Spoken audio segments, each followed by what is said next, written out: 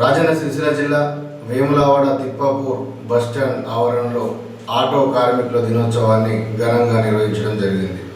ఇందులో భాగంగా auto union అధ్యక్షులు చంద్రగిరి శ్రీనివాస్ మాట్లాడుతూ ఎలక్ట్రిక్ ఆటోలు వేములవాడకు వస్తే కొన్ని కుటుంబాలు రోడ్డు మీదకి వస్తాయంటూ ఆటో యూనియన్ అధ్యక్షులు శ్రీనివాస గారు కోరారు. అలాగే వేములవాడలో ఉన్న మున్సిపల్ చైర్మన్ గారు పుల్కం రాజు గారు ఆటో యూనియన్ కుటుంబాలను పట్టించుకొని ఎమ్మెల్యే ఆది శ్రీనివాస్ గారి దృష్టికి తీసుకెళ్లి వారి యొక్క సమస్యలు పరిష్కరించాలంటూ ఆయన కోరారు. ఈ కార్యక్రమంలో వెహికల్ జిల్లా అధికారి శ్రీనివాస్ మరియు వేములవాడ పట్టణ సిఐ వీరప్రసాద్, ఎంఈఐ వంశీధర్ మరియు ఆటో యూనియన్ కార్మికులు పాల్గొనడం జరిగింది.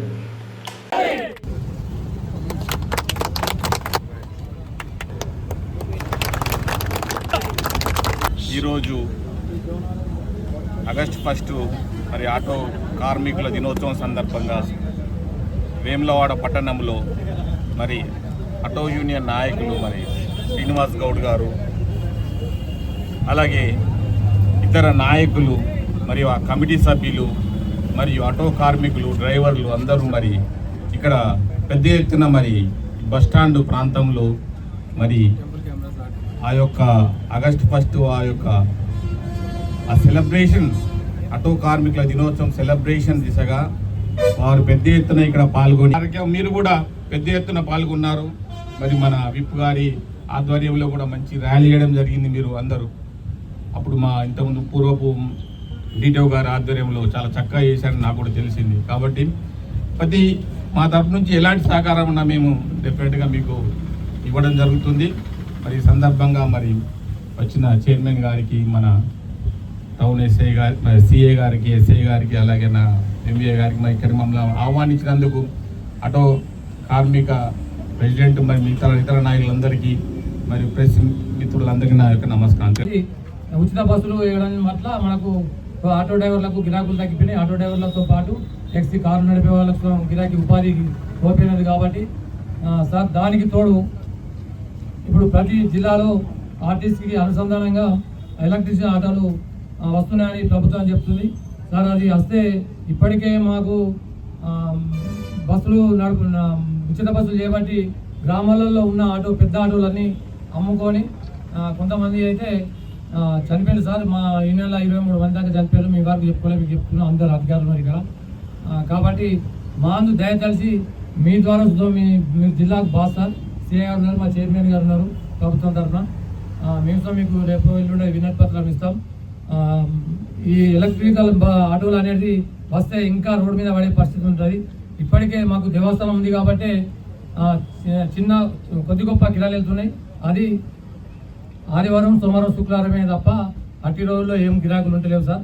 భార్య పిల్లలను జాదుకొని బతికే పరిస్థితి. కొంతమంది భార్యల మీద ఉన్న పుస్తకాలు అమ్ముకోండి ఆవేదన వస్తుంది సార్. అట్లా అమ్ముకొని ఆటోలు నడుపుకుంటారు, ఫైనాన్స్లు గుంజుకపోతున్నారు. మీరు ప్రభుత్వం చేయాలనుకుంటే ఇప్పుడు కళ్యాణ లక్ష్మి సరిపోతుంది. ఇప్పటికే ఓలా ఆటోలు అవి ఏమంటారు, రాపిడో బైకులు, ఆటోలు ఇప్పటికే వస్తున్నాయి. దాంతోపాటు ఇప్పుడు ప్యాసింజర్ దిగుడుతోనే సార్ ఇక్కడికి వాళ్ళ తల్లిదండ్రులు ఫోన్ చేసుకుంటే స్కూటీ మీద వచ్చి బైకుల మీద వచ్చి ఎక్కించుకోబోతున్నారు. అట్లా మాకు గిరాకులు తగ్గిపోయినాయి. అది మమ్మల్ని గుర్తుంచుకోవాలి. మేము ఇన్ని కుటుంబాలు బతకాలంటే మాకు చాలా కష్టమంది. దేవస్థానం యాత్రికులు వస్తేనే మాకు గిరాకీలు వెళ్తున్నాయి సార్. ఈ ఆటోలు మాత్రం బంద్ చేయించాలి. మేము గత ప్రభుత్వం ఉన్నప్పుడు అక్కడ ఉన్న ఆంధ్ర ప్రభుత్వం ఏటా 12,000 రూపాయలు ఇచ్చేది సార్ జగన్మోహన్ రెడ్డి. మాకు ఏమంటే కేసీఆర్ వెళ్ళినప్పుడు మాకు ఆ ప్రభుత్వం ఆదుకోలేదు. ఇప్పుడు ఈ ప్రభుత్వం ఆదుకుంటుందని భావిస్తున్నాం. ఇవి వెంటనే బంద్ చేస్తా అని మేము మీ ద్వారా తెలియజేస్తున్నాం సార్. ఆగస్టు 1న ఆటో కార్మికుల దినోత్సవంగా మరి వేములవాడ పట్టణంలో వేములవాడ పట్టణ ఆటో యూనియన్ అధ్యక్షులు చంద్రగిరి శ్రీనివాస్ గారి ఆధ్వర్యంలో ఘనంగా ఈ యొక్క దినోత్సవ వేడుకలు జరుపుకోవడం చాలా సంతోషకరం. మరి దీనికి ముఖ్య అతిథులు వచ్చినటువంటి డిస్ట్రిక్ట్ ట్రాన్స్పోర్ట్ అధికారి గారు, అదేవిధంగా ఎంఈఓ గారు, మన లోకల్ టౌన్ సిఐ గారు, అదేవిధంగా ట్రాఫిక్ ఎస్ఐ గారు, మరి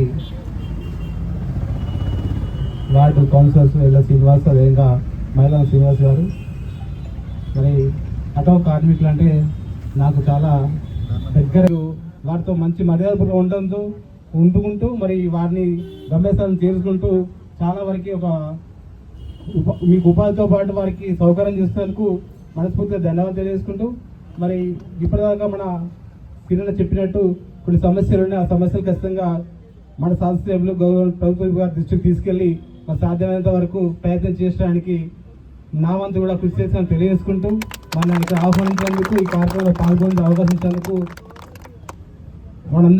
నా తరఫున మీ అందరికీ కృతజ్ఞతలు ధన్యవాదాలు తెలియజేసుకుంటున్నాం. అధ్యక్షుడు శ్రీనివాస్ గారికి, మన వేదికను అలంకరించిన డిటిఓ గారికి, మున్సిపల్ చైర్మన్ గారికి, ఎంబీఏ గారికి, అందరికీ మా పోలీస్ మా అందరి తరఫున మీకు ఆటో దినోత్సవ శుభాకాంక్షలు. నేను గత 2 ఏళ్ళుగా ఈ ఆటో దినోత్సవంలో నేను భాగంగా ఉన్నాను. గత 2 సంవత్సరాలుగా చాలా దగ్గర నుంచి మిమ్మల్ని అందరినీ చూస్తున్నాను. మన వేములవాడ ఆటో యూనియన్ చాలా కలిసికట్టుగా పనిచేయడం, ప్రతి ఈవెంట్లో కలిసికట్టుగా పార్టిసిపేట్ చేయడం, మేము ఏదైనా ప్రోగ్రామ్ చెప్పినా అందరూ చెప్పగానే వచ్చి లోడింగ్ దాటి నేను ఎక్కియాను అని చెప్పి అందరూ వాగ్దానం చేయండి, అందరూ పాటించండి. ఇదే విధంగా ముందు కూడా శ్రీనివాస్ ఆధ్వర్యంలో మీరు మంచి కార్యక్రమాలు చేయాలని మనస్ఫూర్తిగా కోరుకుంటూ, మరొకసారి సార్ చెప్పినట్టు మీకు ఏదైనా సమస్యలు ఉంటే చైర్మన్ గారు చెప్పినట్టు వాళ్ళ దృష్టి తీసుకపోతే వాళ్ళు డిటిఓ గారు మా లెవెల్లో పరిష్కరించేది మేము తప్పకుండా మీ సమస్యలు వింటాం, పరిష్కరిస్తాం అని మీకు హామీ ఇచ్చి, మీరు మళ్ళా ఒకటే చెప్పేది, ట్రాఫిక్ నియమాలు పాటించండి. Thank you. నేను దాదాపు పెద్దలందరూ చెప్పేశారు ముందే.